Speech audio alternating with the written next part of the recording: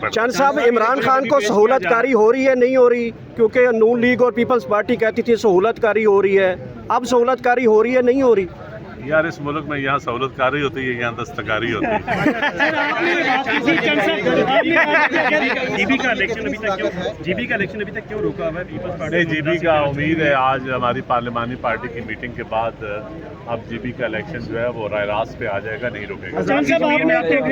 کشمیر میں آپ کی حکومت آزاد کشمیر میں اس وقت ظلم و ستم کیا جا رہا ہے وہاں پہ عوامی ایکشن کمیٹی کے اوپر، وہ عوامی ایکشن کمیٹی جو کل تک یہاں کے وفاقی وزیروں کے ساتھ بیٹھ کے مطالبات کرتی تھی، اس میں پیپلز پارٹی کا مضمون بیٹھے تھے، آج چیئرمین صاحب نے پارلیمانی پارٹی میں جو کہا ہے کہ ہم کسی ہر صورت میں چاہتے ہیں کہ امن ہو، مذاکرات ہوں اسٹیک ہولڈر سے، لیکن کوئی بندہ بھی قانون اپنے ہاتھ میں نہ لے۔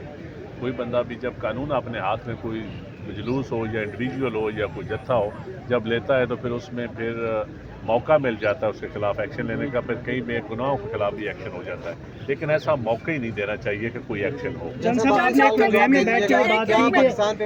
گلگت کے اندر پاکستان پیپلز پارٹی نے خبر یہ آئی کہ اول تو بائیکاٹ کا اعلان کیا، نہیں اس کے بعد محسن نقوی نے منایا، اس بات میں کتنی صداقت ہے؟ نہیں، بائیکاٹ بالکل نہیں کیا، یہ غلط خبر ہے۔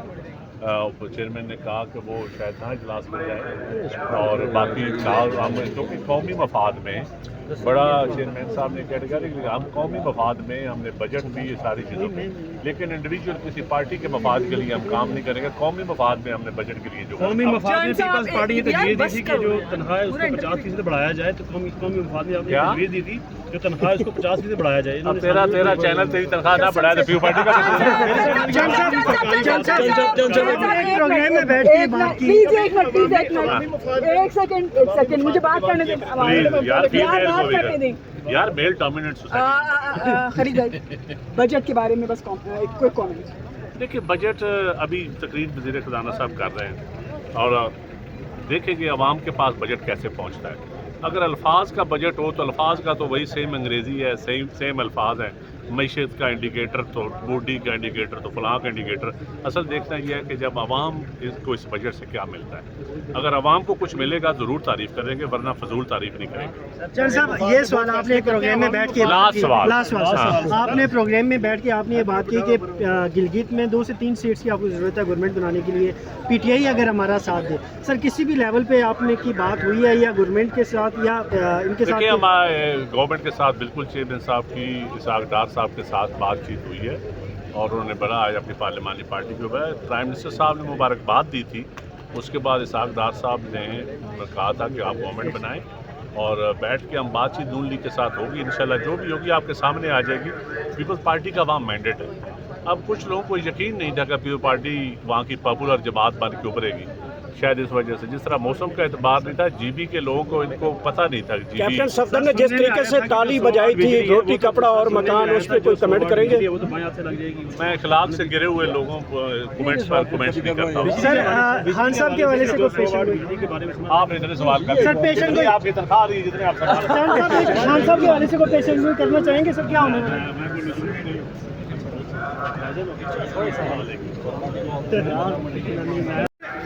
عوام دوست بجٹ یہ نون کہہ رہی ہے، پی پی کو تحفظات موجود ہیں، سر کیا کہیں گے عوام کے لیے کوئی ریلیف ہے اس بجٹ میں؟ بھائی بجٹ پڑھیں گے پھر عوام سے پوچھیں گے، اگر عوام کو ریلیف ملا ہوگا تو عوام خوش ہوگی تو ہم بھی خوش۔ اچھا چند صاحب، آپ ساروں کو پتہ چلے گا کہ آپ اس بجٹ سے عام آدمی کی جیب پہ کیا فرق۔ پچھلے سال بتایا تھا کہ 1824 تھی، ابھی 1824 سے کم کر کے پچھلے سال کی 1700 کر دی، تو یہ 1900 جو ابھی ہے یہ اگلے سال بھی آپ کو ماشاءاللہ 1700 کر دیں گے، اور وہ میں بتا دیتا ہوں۔ ابھی میں نے ایک اور اکانومسٹ سے بات کی، اس نے کہا کہ ڈالر تو 295 پہ ہونا چاہیے، یہ ڈالر پہ دکھائی اس لیے رہے ہیں کہ یہ 1900 ڈالر دکھا سکیں۔ یہ ٹیکنیکل ٹرم ہے ریل، کہ پاکستان میں روپے جو ہے وہ یہ ڈالر کے خلاف اوور ویلیوڈ ہے، یہ ایک ریٹ رکھ رہے ہیں، اس لیے آپ کو مارکیٹ میں 280 پہ ڈالر نہیں ملے گا، 290 پہ ہی ملے گا۔ 290 پہ آ جائیں تو وہ جو ہے وہ انکم بھی کم ہو جاتی ہے۔ اور سب سے مزے کی بات یہ آپ کہہ رہے ہیں کہ انکم بند ہو گئی، زیادہ ہو گئی ہے، کہ ہر پاکستانی جو ہے وہ زیادہ کما رہا ہے، 200 ڈالر زیادہ کما رہا ہے، اور ساتھ جو ہے وہ اگلے پیج پہ بتا رہے ہیں کہ غربت زیادہ ہو گئی ہے۔ جب انکم زیادہ ہو جائے تو غربت کیسے زیادہ ہو سکتی ہے؟ یہ مجھے سمجھ نہیں آئی. جب ہر کوئی $200 زیادہ کما رہا ہے تو غربت تو کم ہونی چاہیے. مہربانی کریں, یہ جس سے آپ ریزلٹ بناتے ہیں یہ وہی فارم 47 والے لگ رہے ہیں جس نے الیکشن کے ریزلٹ بھی ایسے بنا کے آپ کو ایکسپوز کر دیا تھا. پھر آپ کو رات کے 3 بجے نواز شریف کے آر او کو بدلنا تھا.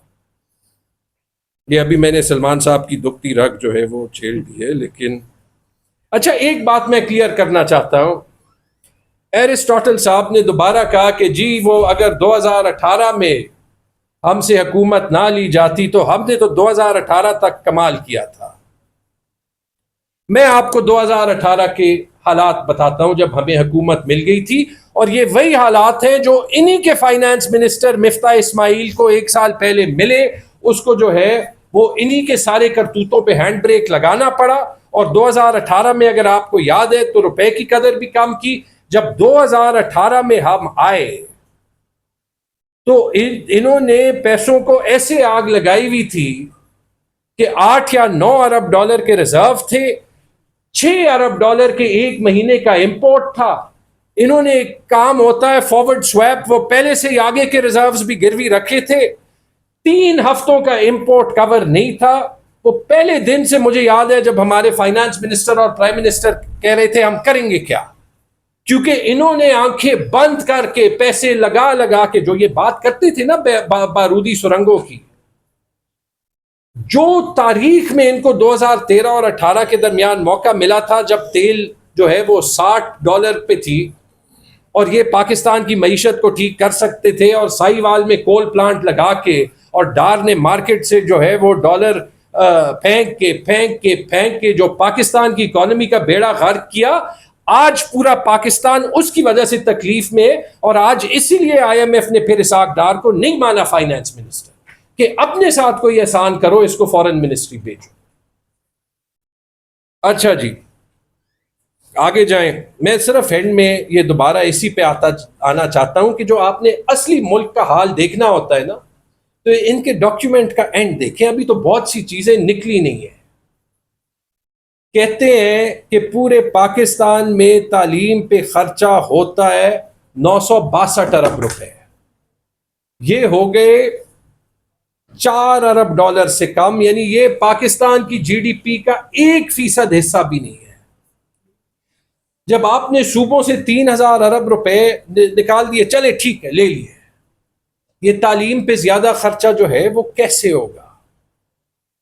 یہ جو 2.5 کروڑ بچے آؤٹ آف سکول ہیں, ان کو تو اگر آپ فی 30-40 بچے ایک ٹیچر لگائیں تو 8, 9, 10 لاکھ تو آپ کو بچے ٹیچر چاہیے. ٹھیک ہے جی, تو ان کے پیسے کہاں سے آئیں گے؟ یہ دروازہ کھل گیا ہے. اس کی وجہ سے وفاقی حکومت اور بھی ریفارم نہیں کرے گا. صوبوں نے تو تعاون کر دیا ہے, لیکن پاکستان کی اکانومی کو ابھی مزید نقصان پڑے گا. پھر آپ جو ہے وہ ہائر ایجوکیشن پہ آئیں. یہ پہلی گورنمنٹ ہے, ایک جگہ بہت بڑا لکھا ہے پاکستان میں 278 یونیورسٹیاں ہیں. 278 یونیورسٹیوں کو بجٹ دیتا ہے higher education commission. Higher education commission کا بجٹ 2022 میں بھی 65 ارب روپے, 2023 میں بھی 65 ارب روپے, 2024 میں بھی 65 ارب روپے, 2025 میں بھی 65 ارب روپے, اس سال بھی 65 ارب روپے. آپ دیکھ لیں گے ان کو پاکستانیوں کی تعلیم کی کوئی فکر نہیں ہے. پھر آپ ہیلتھ پہ آئیں. ہیلتھ پہ میں تقریباً اینڈ کرنا چاہتا ہوں. وہی بات ہے, ہیلتھ پہ بھی خرچہ GDP کا خود لکھا ہے 1% سے بھی کم ہے. ہیلتھ پہ خرچہ 2% کرنے کے لیے جو غریب ملکوں کے لیے سٹینڈرڈ ہے, مطلب آپ کو 1000 ارب روپے زیادہ چاہیے صوبوں میں. آپ نے 3000 ارب روپے لے لیا. حال یہ ہے, اس سے ویسے خوفناک سٹیٹسٹک میں نے نہیں دیکھا, بڑا بڑا لکھا ہے پاکستان میں. حال یہ ہے کیونکہ یہ ٹیکس کلیکشن میں بھی جو ہے وہ فیل ہو چکے ہیں, کیونکہ یہ ریفارم میں بھی فیل ہو چکے ہیں, کیونکہ عام پاکستانی کی پرواہ نہیں ہے, کیونکہ خود تو یہ گلف سٹریم جیٹ لے کے جنیوا میں جو ہے وہ علاج کرا دیں گے. پاکستان میں 1000 بچہ پیدا ہوتا ہے 47 جو ہے وہ انفنٹ مورٹیلٹی ہوتی ہے. 1000 میں سے 47. دنیا کے بلند ترین میں سے. ہندوستان میں 24. بنگلہ دیش میں 23. نیپال میں 23. افغانستان میں 43. افغانستان کا جو بیسک ہیلتھ کیئر سسٹم ہے وہ پاکستان سے بہتر ریزلٹ پروڈیوس کرتا ہے. آپ نے ہیلتھ سسٹم سے اور بھی پیسے لے لیے. افریقہ کے ملک اس سے بہتر ہے. پلاننگ بتائیں, حل بتائیں, اپنے آپ کو تھپکی لینے کے سوا. بہت سی باتیں ہیں جی, بہت سی باتیں ہو گئی ہیں. ایک میں اینڈ میں بس یہی کہوں گا عاطف کو دینے سے پہلے, یہ آئسولیٹڈ چیزیں نہیں ہیں. اگر یہ آئسولیٹڈ چیزیں ہیں, اورنگزیب بڑا اچھا بینکر ہے, وہ چلا دیتا. جمہوریت کے بغیر, انصاف کے بغیر, عدلیہ کے بغیر یہ چیزیں نہیں ٹھیک ہوتی. آپ کو جمہوریت ریسٹور کرنی پڑے گی. شکریہ. بہت شکریہ جی. رانا عاطف صاحب. جی بسم اللہ الرحمن الرحیم. آج یہ ہمارے دور میں جو عمران خان صاحب پاکستان کے سب سے مقبول رہنما, جو عوامی تائید کے ساتھ, عوامی مینڈیٹ کے ساتھ ملک کے وزیر اعظم بنے تھے,